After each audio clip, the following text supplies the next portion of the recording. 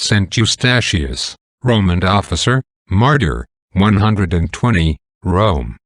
Saint Eustachius, called by the Greeks Eustachius, and before his conversion named Placidus, was a nobleman who suffered martyrdom at Rome, about the reign of Adrian, together with his wife Theopista, called before her baptism Tatiana, and 2 sons, Agapius and Theopistus.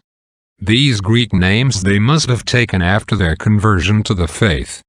The ancient sacramentaries mention in the prayer for the festival of Saint Eustachius, his profuse charities to the poor, on whom he bestowed all his large possessions, some time before he laid down his life for his faith. An ancient church in Rome was built in his honor, with the title of a diaconi. The same now gives title to a cardinal. His body lay deposited in this church till, in the 12th age, it was translated to that of Saint Denis, near Paris. His shrine was pillaged in this place, and part of his bones burnt by the Huguenots in 1567, but a portion of them still remains in the parish church, which bears the name of Saint Eustachius in Paris.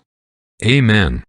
How noble is it to see integrity and virtue triumphing over interest, passion, racks, and death, and setting the whole world at defiance. To see a great man preferring the least duty of justice, truth, or religion to the favor or menace of princes, readily quitting estate, friends, country, and life, rather than consent to anything against his conscience, and at the same time, meek, humble, and modest in his sufferings, forgiving from his heart and tenderly loving his most unjust and treacherous enemies and persecutors.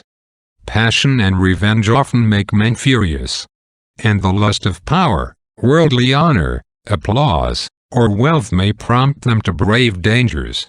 But these passions leave them weak and dastardly in other cases, and are themselves the basest slavery, and most grievous crimes and misery. Religion is the only basis on which true magnanimity and courage can stand. It so enlightens the mind as to set a man above all human events, and to preserve him in all changes and trials steady and calm in himself.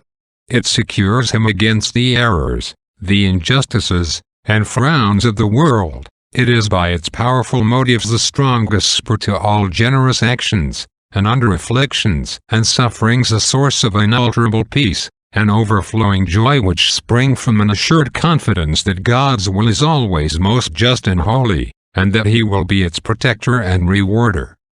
Does religion exert this powerful influence in us? Does it appear in our hearts, in our actions and conduct? It is not enough to encounter dangers with resolution. We must with equal courage and constancy vanquish pleasure and the softer passions, or we possess not the virtue of true fortitude. Amen. Benedicat vos omnipotens Deus, Pater, et Filius, et Spiritus Sanctus. Amen.